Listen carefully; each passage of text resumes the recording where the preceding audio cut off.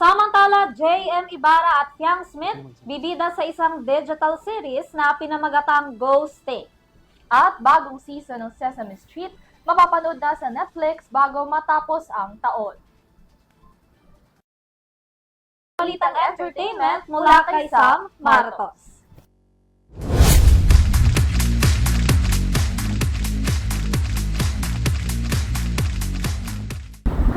Dumako naman tayo sa mundo ng entertainment para sa ating showbiz balita.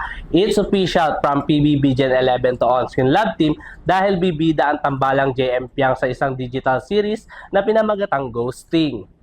Mula sa loob ng bahay ni Kuya, music video at ngayon sa on-screen na mapapanood ang dalawa. Pagbibidaan kasi nila ang I Want Original Digital Series na Ghosting kung saan ito ang kauna-unahang series na gagawin ng dalawa bilang opisyal na love team. Sa naging panayam ng dalawa sinabi ni JM na excited siya sa pagsasamahan nilang proyekto ni Piang.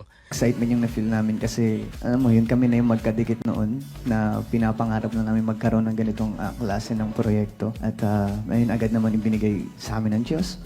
Well, ayun lang, sobrang excited and I think ready na kami parehas, ano? At ayun, tulungan naman kami dito kahit magkaiba ng preparation yung character na ipoportray namin, tulungan kami dito.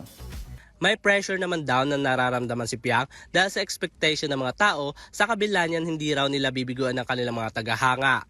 Siyempre, madami nag-expect na talagang push, talagang, alam mo yun, na kailangan bigay todo. And yes, super taas. Alam naman natin, super taas ng expectation ng mga tao nowadays. Pero ayan, bibigay namin yung kahilingan nyo. Hindi namin kayo inabibigyan. Samantala, gagampanan ni Smith ang karakter ni Jaja bilang isang hopeless romantic na estudyante kung saan makikilala nito ang conservative at old-fashioned na ghost na si Wilberto, nagagampanan naman ni JM. Bukod sa dalawa, kabilang din sa series na Vibory, Kobe Brown at ang Idol Philippines alumni na si Jello Marquez, ito ay sa direksyon ni Ted Boborol. Aabangan naman si Piang sa kanyang nalalapit na album launch and meet and greet show sa darating na June 22 na gaganapin naman sa New Frontier Theater sa Quezon City.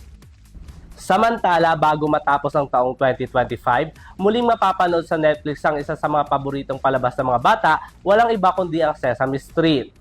Bago matapos ang taong 2025, mapapanood na ang pinakabagong season ng isa sa mga paboritong palabas ng mga bata at kahit pa Kids by Heart. Yan ay walang iba kundi ang Sesame Street.